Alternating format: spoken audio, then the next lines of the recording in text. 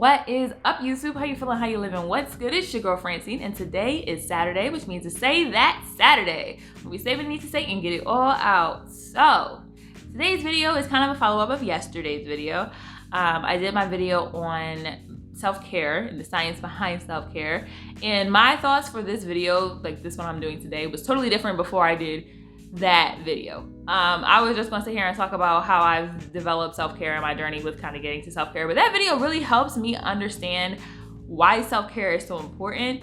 And like I said in that video, I used to be one of those people who was always like, you know, I gotta get to school. When I was in school, I gotta make sure I get all my classes, I get all my papers done, I gotta make sure I'm researching for my test, and I gotta make sure doing this and doing that. And then once I became, you know, a practicing attorney, it was always like, okay, I gotta do this case and blah, blah, blah. But the thing about right now, which is kind of a unique time, is that like this is the best time to kind of cultivate self-care because we're all in the house. You know, if you live in Georgia, maybe your place has not has opened back up and maybe not, but even still, like, and I think this is a great time for self-care also because it's such a weird time. A lot of people are losing jobs. A lot of people are, you know, going through transitions with their job, whether you're furloughed or, you know, you're put on leave or whatever. Like, I think especially when you go through hard times and, you know, with depression or anxiety or any type of mental illness, it's hard to realize that doing things that may seem like a chore is the best way to get out of those situations. And so self-care is one of those things that feels like a chore when you're depressed. It feels like a chore when you're worrying and your anxiety is going crazy. It feels like a chore when you're in a manic episode. It feels like a chore just doing basic things, let alone things that help and cultivate for a better health. And so researching for that video yesterday, I realized that self-care isn't just, like I said, that self-indulgent, treat yourself kind of mentality. It really is like taking care of yourself, which a lot of people don't do. And when you're in the hustle and bustle of going to work and getting things done and you know, like the cycle of having to get everything done all the time, the idea of just doing basic things like going to the doctor or physical activity or eating healthy. I mean, at one point, especially when I was at my last job, I was so busy all the time, like I literally didn't eat lunch.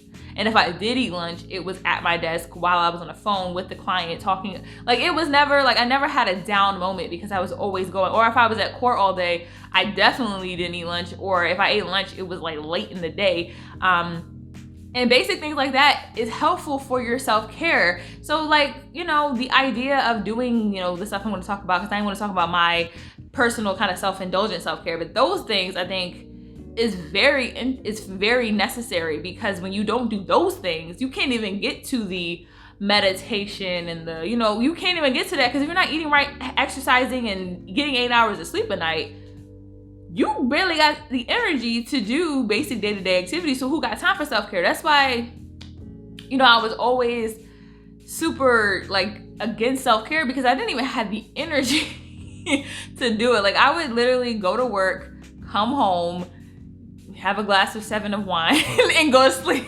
That was my life for a very long time. And then eventually I was like, no, like I need to take the time to do basic things like sleep and eat and exercise. And then once I started doing that, then everything else came afterwards. And it's interesting that those are the pillars of self-care, because you can't even get to treat yourself if you don't get to eating right, exercising, and drinking 8 glasses of water a day. Like you can't, because you ain't got no energy. With that being said, I'm gonna get into kind of my less taking care of my, you know, self in a necessary way, and more into my things that I've decided to start doing that help me feel happier, because that's the other thing I talked about yesterday. Being happy helps with dealing with things like depression and anxiety and dealing with stress and dealing with even physical issues. So for me, one thing that I started doing recently is meditation.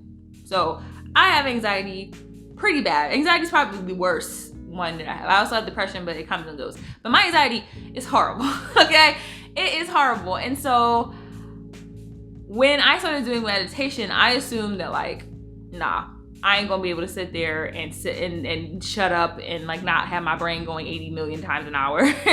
through the day. And it actually, like if you do a guided meditation, a really good guided meditation, it's really helpful to kind of just breathe in, breathe out, just, kind of think of, feel centered and think of things and ways of decreasing your stress level and being more on a mellow type wusa moments. And I meditate every morning. I have an app, it's called Shine.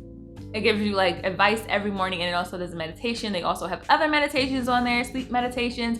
Sleep is like one of those things that I gotta figure out, because I've tried meditation, I've tried everything. That one I can't help you with. But during the day, I think meditating in the morning before I kind of go about my day is really helpful. When I had to go to work every day, I would do it in the car, on my way on the train, and kind of just de-stress before you get in there, and then everything gets crazy. Another one that I've decided to do is writing. Like I said on my video yesterday, I do Spoken Word Wednesday every Wednesday on my Instagram, so check it out, link in the description.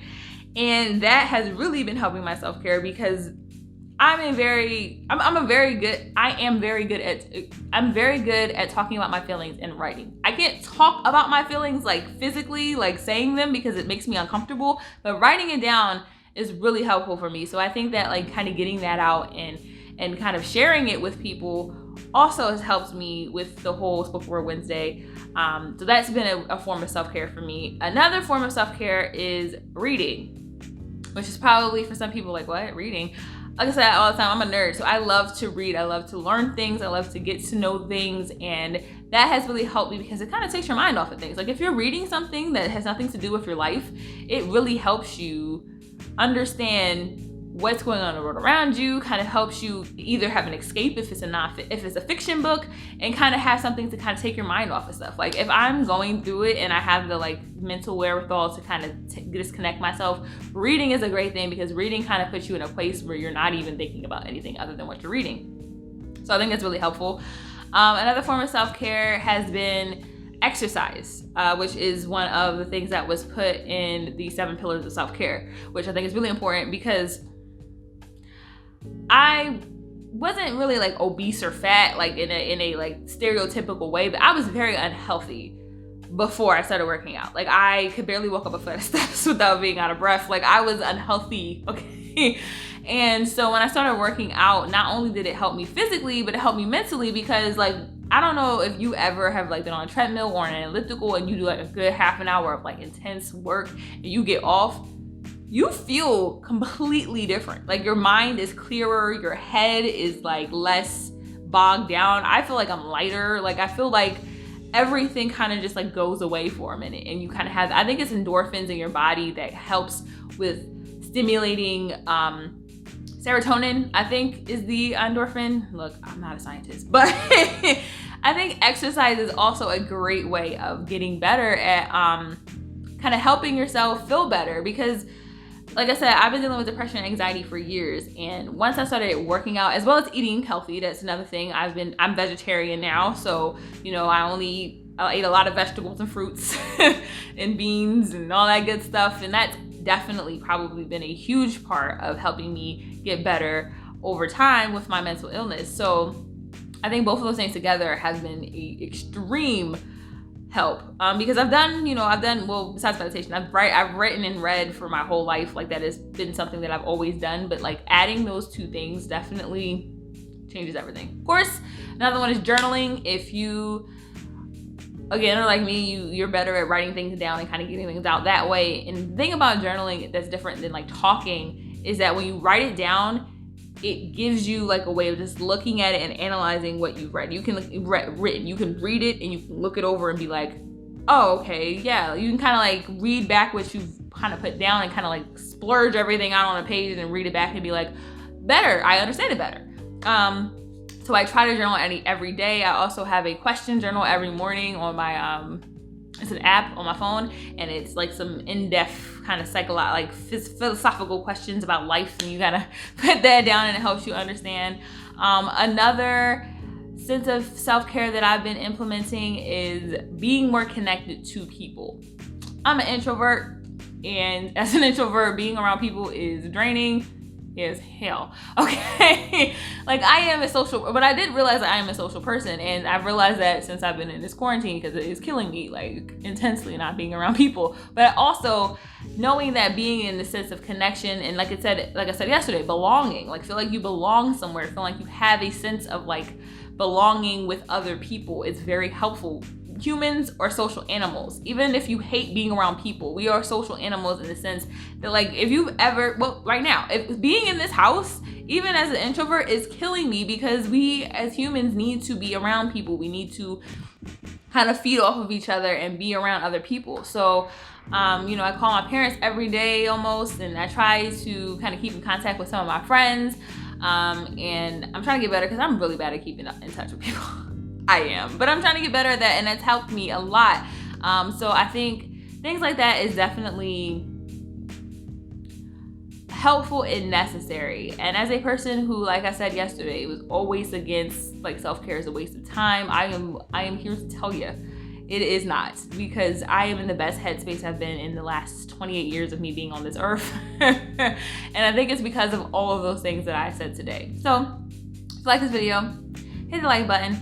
And again, like I said yesterday, if you know somebody who does not believe in self-care, who was just like 100% against it, share this with them. Let them know, like, I was there, I understand, but it's definitely helpful and it definitely helped me.